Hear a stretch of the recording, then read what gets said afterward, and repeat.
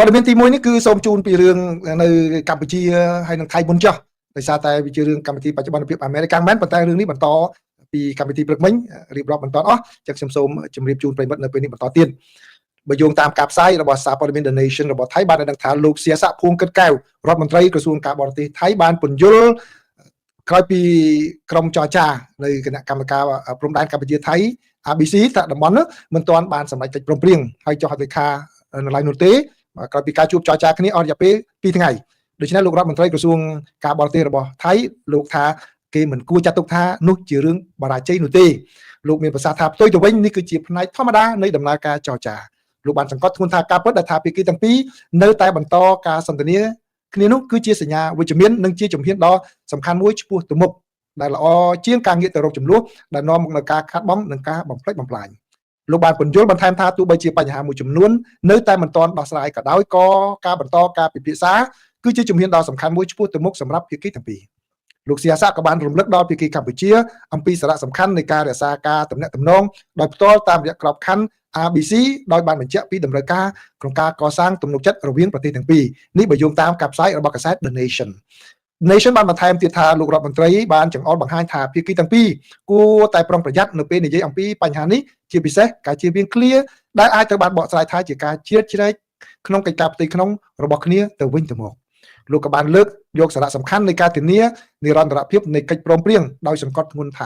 ាវាមិនត្រឹមតែជាការចុះហត្ថលេខាលើកិច្ចព្រមព្រៀងនៅលើក្រដាស់តែប៉ុណ្ណោះទេប៉ុន្តែថែមទាំងបង្កើតការយល់ដឹងនិងការជឿទុកចិត្តពិតប្រាកដដែលអាចការពារបញ្ហាណាមួយនាពេលអនាគតមិនឲ្យកើតឡើងជាថ្មីក្រសួងការបរទេសរបស់ខាងប្រទេសថៃនោះក៏មានគម្រោងជួបជាមួយនឹងប្រជាជននិងអាជីវកម្មនៅតាមតំបន់ព្រំដែនដើម្បីស្ដាប់ទស្សនៈនិងកង្វល់របស់ពួកគេដោយធានាថាគោលនយោបាយរបស់ប្រទេសថៃចំពោះប្រទេសកម្ពុជានឹងឆ្លុះបញ្ចាំងពីផលប្រយោជន៍និងបំណងប្រាថ្នារបស់ប្រជាជនដែលរងផលប៉ះពាល់ដោយផ្ទាល់ពីស្ថានភាពព្រំដែនលោកសៀស័កបានសន្និដ្ឋានដោយបញ្ជាក់ថាគោលដៅនៅតែជាការកសាងទំនាក់ទំនងប្រកបដោយចីរភាពជាមួយប្រទេសកម្ពុជាដោយផ្អែកលើការជឿទុកចិត្តគ្នាទៅវិញទៅមកការទំនាក់ទំនងប្រកបដោយតម្លាភាពនិងការគោរពអធិបតេយ្យភាពលោកបានបញ្ជាក់ជាថ្មីថាវិធីសាស្ត្ររបស់ប្រទេសថៃនឹងតែងតែប្រុងប្រយ័ត្ននិងអត់ធ្មត់ដោយរក្សាផលប្រយោជន៍របស់ប្រជាជនថៃមុនគេបង្អស់ខណៈដែលរក្សាទំនាក់ទំនងល្អជាមួយនឹងប្រទេសជិតខាងកម្ពុជានេះបាទលោកសៀស័កក៏បានជួបពិភាក្សាទ្វេភាគីជាមួយរដ្ឋមន្ត្រីការបរទេសហ្វីលីពីនក្នុងអំឡុងពេលកិច្ចប្រជុំរដ្ឋមន្ត្រីការបរទេសអាស៊ានក្រៅផ្លូវការផងដែរនេះបើយោងតាមការរាយការណ៍របស់កាសែត The Nation អញ្ចឹងដូច្នេះប្រិយមិត្តអាចដឹងហើយថាការចរចាដែលមិនទាន់បានសម្រេចនឹងយ៉ាងណាគឺដោយសារតែការបោះឆ្នោតនៅក្នុងប្រទេសថៃនោះគឺមិនទាន់បានកើតមានឡើងនៅឡើយទេបាទអញ្ចឹងហើយរដ្ឋមន្ត្រីការបរទេសថៃនោះគឺព្យាយាមមិនឲ្យកម្ពុជានិយាយអ្វីដែលឲ្យប៉ះពាល់ទៅដល់ថៃនោះទេដោយឡែកនៅខាងក្រសួងការបរទេសរបស់កម្ពុជាវិញគឺសូមជូនដាក់រូបនេះមួយមកគឺក្រសួងការបរទេសរបស់កម្ពុជាវិញក៏បានបញ្ជាក់ឲ្យដឹងផងដែរថាលោកប្រាក់សុខុនដែលជារដ្ឋមន្ត្រីការបរទេសនិងសហប្រតិបត្តិការអន្តរជាតិនោះក៏បានជួបពិភាក្សាគ្នាជាមួយនឹងលោកស្រី Teresa Lazaro ដែលជារដ្ឋមន្ត្រីក្រសួងការបរទេសហ្វីលីពីនផងដែរនៅកោះសេប៊ូនៅពេលដែលកិច្ចប្រជុំរបស់ក្រុមរដ្ឋមន្ត្រីក្រសួងការបរទេសរបស់អាស៊ាននេះបាទគឺតាមក្រសួងការបរទេសរបស់កម្ពុជាឲ្យដឹងថាបន្ទាប់ពីជំនួបនៃចុងខែធ្នូឆ្នាំ2025នៅប្រទេសម៉ាឡេស៊ីក្នុងឱកាសនេះរដ្ឋមន្ត្រីទាំងពីរបង្ហាញនៅភាពស្និទ្ធស្នាលនិងកក់ក្ដៅនិងស្វែងរកគំនិតផ្ដួចផ្ដើមនានាដើម្បីបន្តពង្រឹងកិច្ចសហប្រតិបត្តិការទ្វេភាគីឲ្យកាន់តែស៊ីជម្រៅជាមុនបាទនេះគឺជាអ្វីដែលក្រសួងការបរទេសរបស់ខាងកម្ពុជាបានផ្សាយអញ្ចឹងឥឡូវក្នុងផ្នែកមួយទៀតដែរនៅក្នុងរឿងនេះខ្ញុំជឿថាប្រិយមិត្តបានទស្សនាវីដេអូនេះហើយឥឡូវខ្ញុំសូមចាក់វីដេអូនេះម្ដងទៀតនៅក្នុងកម្មវិធីនេះជូនប្រិយមិត្តគឺជាសេចក្តីថ្លែងការណ៍របស់លោកស្រីរដ្ឋមន្ត្រីតាក់ទងជាមួយនឹងបញ្ហាកម្ពុជានិងថៃ We welcome the joint statement of the third Special General Border Committee meeting between the Kingdom of Cambodia and the Kingdom of Thailand. យើងស្វាគមន៍សេចក្តីថ្លែងការណ៍រួមរបស់កិច្ចប្រជុំពិសេសនៃគណៈកម្មាធិការព្រំដែនទូទៅលើកទី3រវាងព្រះរាជាណាចក្រកម្ពុជានិងព្រះរាជាណាចក្រថៃកាលពីថ្ងៃទី27ខែធ្នូឆ្នាំ2025និងស្នើឲ្យមានការអនុវត្តឲ្យបានពេញលេញនិងជោគជ័យដោយចូលលើទស្សនៈនៃការស្វែងរកដំណោះស្រាយដោយសន្តិវិធីប្រកបដោយជោគជ័យតាមច្បាប់អន្តរជាតិដូច្នេះហើយគឺបានចូលរួមចំណែកដល់សន្តិភាពនិងស្ថិរភាពរវាងប្រទេសទាំងពីរក្នុងតំបន់ដ៏ទូលំទូលាយយើងគួរបញ្ជាក់ពីសារៈសំខាន់នៃក្រុមសង្កេតការណ៍អាស៊ាន AOT ក្នុងការធានាការអនុវត្តបទជូបាញ់ដ៏ល្អនិងប្រកបដោយប្រសិទ្ធភាពតាមគ្រប់វិធានការដែលកំណត់ក្នុងអាណត្តិរបស់ខ្លួនយើងក៏ស្វាគមន៍ការពន្យាអាណត្តិរបស់ក្រុម AOT បន្ថែមទៀតសូមកត់សម្គាល់ជំហាននានាដែលម៉ាឡេស៊ីបានអនុវត្តដើម្បីធានាការផ្ទេរដោយរលូននៅទូនាទីជាអ្នកសម្របសម្រួល AOT មកហ្វីលីពីនក្នុងនាមជាប្រធានរបស់អាស៊ានបាទយ៉ាងមិនដែរប្រិមិត្តឃើញដូច្នេះខាងរដ្ឋមន្ត្រីក្រសួងការបរទេសរបស់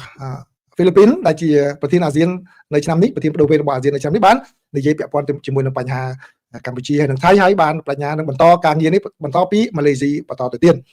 ប៉ុន្តែរឿងដែលគួរឲ្យចាប់អារម្មណ៍មួយនោះគឺនៅក្នុងការផ្សាយរបស់កាសែតភ្នំពេញប៉ុស្តិ៍ដែលខ្ញុំបានអានគឺគាត់បញ្ជាក់ថាលោកស្រីរដ្ឋមន្ត្រីបានសម្ដែងការភ្ញាក់ផ្អើលដែលនៅក្នុងពេលដែលលោកស្រីធ្វើសន្និសីទសារព័ត៌មានបញ្ចប់ហ្នឹងអត់មានអ្នកសារព័ត៌មានណាសួរអំពីបញ្ហាកម្ពុជានិងថៃគាត់ថាគាត់ភ្ញាក់ផ្អើលដែរគាត់អរគុណដែលអ្នកទាំងអស់គ្នាមិនសួរបញ្ហាហ្នឹងក៏ប៉ុន្តែគាត់ក៏បានចេញនៅសេចក្តីថ្លែងការណ៍នេះឲ្យដឹងតែម្ដងឃើញទេបាទអញ្ចឹងសំខាន់ណាស់ទូនីតិរបស់អ្នកសារព័ត៌មានគឺត្រូវតាមដានសភាពការឲ្យទាន់ដើម្បីយកទៅសួរមន្ត្រីត្រៀមឆ្លើយប៉ុន្តែអត់មានអ្នកសួរអញ្ចឹងបាទចឹងចាំនៅចុងម៉ោងខ្ញុំនឹងនិយាយបន្ថែមទៀតអំពីសារព័ត៌មានហ្នឹងគឺមានអ្នកសួរសំណួរច្រើនដែរក្នុងពេលកន្លងមកកាលពីផ្សាយថ្ងៃណាចាំខ្ញុំនឹងបញ្យល់បន្ថែមនៅចុងម៉ោងព័ត៌មានទី2នេះគឺជាដំណឹងល្អមួយដែរសម្រាប់សហរដ្ឋអាមេរិកនិងជាពិសេសគឺបុគ្គលិករដ្ឋាភិបាលសហព័ន្ធបុគ្គលិករដ្ឋនៅរដ្ឋាភិបាលថ្នាក់ជាតិមិនមែនថាតាមរដ្ឋទេណាគឺបើយោងតាមសេចក្តីរាយការណ៍របស់ Washington Post ហើយនិងសារព័ត៌មានជាច្រើនទៀតនោះឲ្យដឹងថាឥឡូវនេះគឺសមាជិកព្រឹទ្ធសភាគណៈបកប្រជាធិបតេយ្យបានសម្រេចបានកិច្ចព្រមព្រៀងជាមួយនឹងសមាជិកព្រឹទ្ធសភាគណៈបកសាធារណរដ្ឋហើយនឹងមានការយល់ព្រមពីសេតវិមានផងដែរដើម្បីអនុម័តសេចក្តីព្រៀងច្បាប់ថវិកាចំណាយថវិកាចំនួន5ដើម្បីផ្ដល់មូលនិធិដល់រដ្ឋាភិបាលមួយផ្នែកធំសម្រាប់រយៈពេលដែលនៅសេសសល់នៃឆ្នាំសារពើពន្ធបាទរយៈពេលនៅសេសសល់គឺបានន័យថាពីខែ2រហូតដល់ខែ9ក៏ដូចជាវិធានការបណ្ដោះអាសន្នមួយដើម្បីផ្ដល់មូលនិធិដល់ក្រសួងសន្តិសុខមាតុភូមិរយៈពេល2សប្តាហ៍ខណៈដែលអ្នកតាក់តែច្បាប់ទាំងអស់នោះបន្តចរចាអំពីវិធានការការពារដើម្បីរារាំងការអនុវត្តការងាររបស់ភ្នាក់ងារអន្តរប្រវេសន៍ AI មួយចំនួនអញ្ចឹងបើនិយាយដោយសាមញ្ញគឺក្រសួងផ្សេងនឹងទទួលបានប្រាក់សម្រាប់ដំណើរការរហូតដល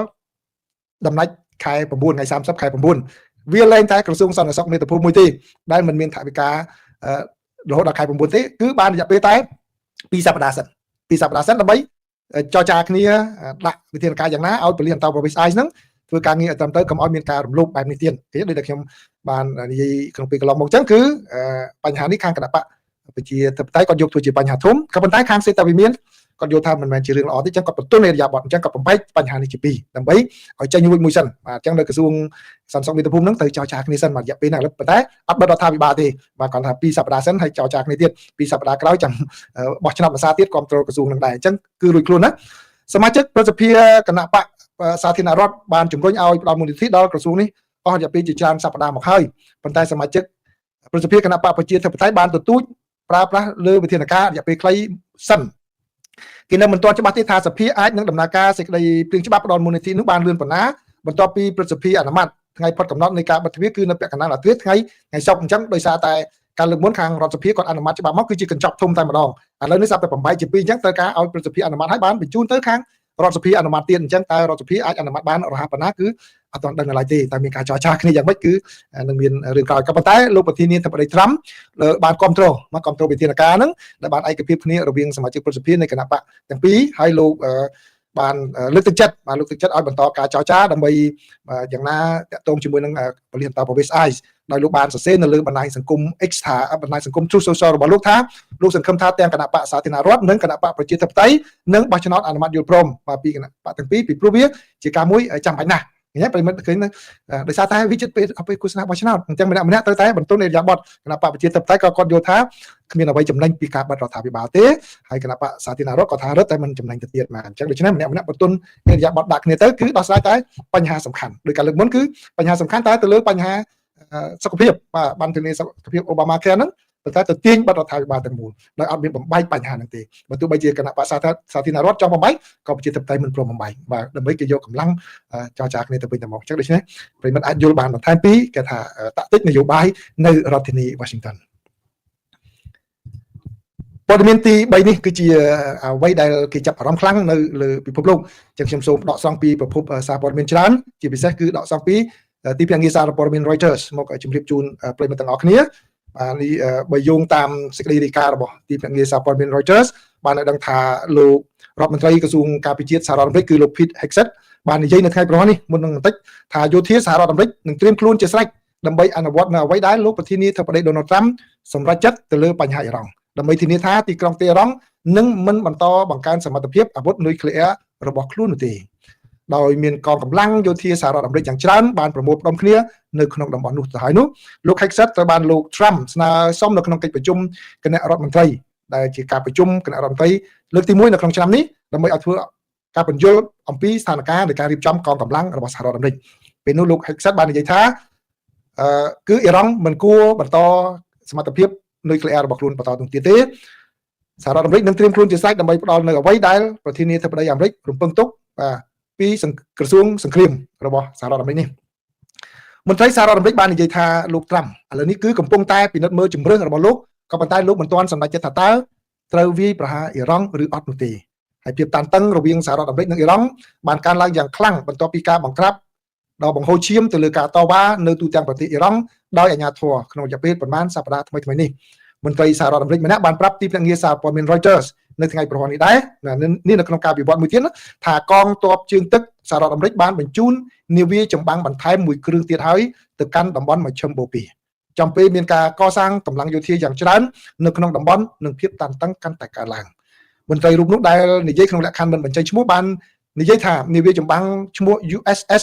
Delbert D. Black បានចូលទៅក្នុងតំបន់នេះក្នុងរយៈពេល48ម៉ោងកន្លងមកនេះចាំបានទៅដល់កាលពី2ថ្ងៃមុនហើយបានមន្ត្រីនិយាយតាមក្រោយការនេះធ្វើឲ្យចំនួននាវាពិឃាតនៅតំបន់មជ្ឈិមបូព៌ាកើនឡើងទៅដល់6គ្រឿងរួមជាមួយនឹងនាវាផ្ទុកយន្តហោះមួយគ្រឿងនិងនាវាប្រយុទ្ធនៅតាមសមុទ្រចំនួន3គ្រឿងផ្សេងទៀតនាវាចម្បាំងបន្ថែមនៅក្នុងតំបន់នេះទៅបានគេរាយការណ៍ជាលើកដំបូងដោយសារព័ត៌មាន CBS News បានរាយការណ៍ឲ្យដឹងហើយសារព័ត៌មាន Reuters ក៏បានសួរទៅមន្ត្រីនោះបញ្ជាក់ថាពិតប្រាកដមែនដោយឡែកចក្រភពអង់គ្លេសវិញទំនងជានឹងមិនជួយសហរដ្ឋអាមេរិកនៅក្នុងការវាយប្រហារលើអ៊ីរ៉ង់នោះទេនេះបើយោងតាមសេចក្តីរាយការណ៍របស់សារព័ត៌មាន The Guardian ប៉ុន្តែអង់គ្លេសបានដាក់ពង្រាយយន្តហោះចម្បាំងប្រភេទ Typhoon បាទទៅកាន់ប្រទេសកាតាកាលពីសប្តាហ៍មុនហើយដើម្បីបង្ហាញពីឆន្ទៈនៅក្នុងការជួយសម្ព័ន្ធមិត្តនៅក្នុងតំបន់ប្រសិនបើទីក្រុងតេហរ៉ង់ព្យាយាមពង្រីកចំនួននេះដើម្បីជាការសងសឹកនឹងសហរដ្ឋអាមេរិកវិញការវាយប្រហារលើកដំបូងលើអ៊ីរ៉ង់ទំនងជាមិនស្របតាមការបកស្រាយរបស់ច្បាប់អន្តរជាតិរបស់ចក្រភពអង់គ្លេសទេប៉ុន្តែកងកម្លាំងរបស់អង់គ្លេសអាចចូលរួមបានប្រសិនបើមានតម្រូវការក្នុងការជួយប្រទេសកាតាឬសម្ព័ន្ធមិត្តក្នុងតំបន់ផ្សេងទៀតក្នុងការការពារខ្លួនកាលពីសប្តាហ៍មុនកងអនុសេនាធំទី12របស់កងកម្លាំងទ័ពអាកាសរបស់អង់គ្លេសបានបញ្ជូនយន្តហោះទៅតំបន់កងអាកាសរបស់កាតាដោយបានផ្លាស់ប្ដូរពីមូលដ្ឋាន Lincolnshire នៅទៅកាន់តំបន់ឈូងសមុទ្រខណៈពេលដែលសហរដ្ឋអាមេរិកក៏សាងវត្តមានរបស់ខ្លួនសម្រាប់ការវាយប្រហារប្រឆាំងនឹងរបបនៅអ៊ីរ៉ង់ហើយបើតាមសេចក្តីរាយការណ៍នេះគឺខាងអ៊ីរ៉ង់ឥឡូវនេះកំពុងតែខិតខំព្យាយាមតាក់ទងទូគីឲ្យបើការចរចាសម្របសម្រួលផងដែរដូច្នេះស្ថានភាពនៅតំបន់មជ្ឈិមបូព៌ាកំពុងតែតានតឹងយ៉ាងខ្លាំងប្រសិនបើមានការវិវត្តយ៉ាងណាចាំខ្ញុំរាយការណ៍ជូនប្រិយមិត្តបន្ថែមទៀតផងដែរព័ត៌មានទី4នេះគឺជាសេចក្តីរាយការណ៍របស់ទីភ្នាក់ងារសារព័ត៌មានរបស់សារព័ត៌មាន Politico បាទបើយោងតាមសេចក្តីរាយការណ៍របស់សារព័ត៌មាន Politico បានឲ្យដឹងថារដ្ឋបាលលោកត្រាំបានប្តឹងស្ត្រីម្នាក់ដែលនៅរដ្ឋ Virginia រដ្ឋរបស់ខ្ញុំទាមទារសំណងជិត$1 លានសហរដ្ឋអាមេរិកបាទដែលជាផ្នែកមួយដែលលោកធ្វើឡើងដើម្បីជំរុញកាន់តែខ្លាំងឡើងឲ្យជនអន្តោប្រវេសន៍ដែលគ្មានឯកសារចាក់ចេញពីសហរដ្ឋអាមេរិកដោយយកប្រាក់ពិន័យដែលតម្រូវដោយតុលាការនេះធ្វើជាសម្ពាធដាក់តែម្ដងបណ្ដឹងនេះដែលបានដាក់កាលពីសប្តាហ៍មុននៅក្នុងតុលាការក្នុងស្រុករបស់សហរដ្ឋអាមេរិកនៅទីក្រុង Richmond ទាមទារសំណងចំនួន$94,114 ជិត$1 លានបូករួមទាំងការប្រាក់ពីអ្នកស្រី Martha Alicia Ramirez Vallis ពីបទមិនចាក់ចេញពីសហរដ្ឋអាមេរិកអស់រយៈពេលជាង3ឆ្នាំបន្ទាប់ពីគណៈកម្មការបដិងអធររបស់ក្រសួងយុតិធម៌បានសម្រេចប្រឆាំងនឹងអ្នកស្រីនៅក្នុងសំណុំរឿងអន្តោប្រវេសន៍ក្នុងឆ្នាំ2022មន្ត្រីនានាហាក់ដូចជាទទួលបានទឹកប្រាក់ច្រើនសន្ធឹកសន្ធាប់ដោយដាក់ប្រាក់ពិន័យប្រចាំថ្ងៃចំនួន$998ក្នុងមួយថ្ងៃសម្រាប់រយៈពេល943ថ្ងៃបាទដែលអ្នកស្រីនៅបន្តចាក់ចេញបាទដែលបានកន្លងផុតទៅតាំងពីការបដិងអធរបានសម្រេចមកហើយ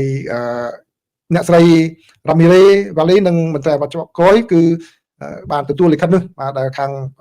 ងពលិអន្តោប្រវេសន៍បានផ្ញើជូនទៅអ្នកស្រីកាលពីខែមេសាឆ្នាំមុនម្លេះដែលទាមទារប្រាក់ដែលអ្នកស្រីទៅបង់សងនេះក៏ប៉ុន្តែគេមិនទាន់បានដឹងថាតើការពិន័យនេះនឹងត្រូវបានបង់យ៉ាងណានោះទេហើយនៅក្នុងឯកសារនេះក៏មិនបានបញ្ជាក់ថាអ្នកស្រីមានសញ្ជាតិអ្វីនោះដែរបាទអត់បានដឹងទេសារព័ត៌មានក៏មិនបានដឹងដែរក៏ប៉ុន្តែអ្វីដែលគេដឹងនោះគឺករណីស្តីងនឹងអ្នកស្រីនេះគឺត្រូវបានរដ្ឋបាលលោកធានាធិបតី Donald Trump អនុវត្តកាន់តែច្រើនហើយជាមួយនឹងអ្នកដែលត្រូវបញ្ជាឲ្យចាក់ចេញពីសហរដ្ឋអាមេរិកហើយនៅតែក្រាញមិនព្រមចេញគឺបានផ្ញើ ផ្ញើសម្បត្តិទៅទីលុយតែម្ដងសម្រាប់រយៈពេលស្នាក់នៅសហរដ្ឋអាមេរិកនេះបាទមួយថ្ងៃជិត$1000បាទពីនេះណាបាទនេះគឺជាព័ត៌មានទី4ដែលខ្ញុំចង់ក្រងសម្រាប់ប្រិយមិត្តទាំងអស់គ្នាហើយព័ត៌មានចុងក្រោយនេះគឺជាសេចក្តីរាយការណ៍របស់សារព័ត៌មាន New York Times បាទហើយនឹងក៏ដូចជាសារព័ត៌មានផ្សេងទៀតផងដែរបានរាយការណ៍តាក់ទងជាមួយនឹង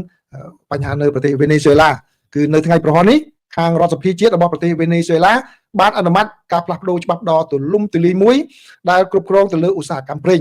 ដោយផ្ដល់អំណាចដល់ក្រុមហ៊ុនប្រេងបរទេសក្នុងការគ្រប់គ្រងប្រតិបត្តិការកាន់តែធំជាងមុននិងអាចកាត់បន្ថយប្រាក់កម្រៃជើងសារដែលពួកគេត្រូវបង់ទៅរដ្ឋាភិបាល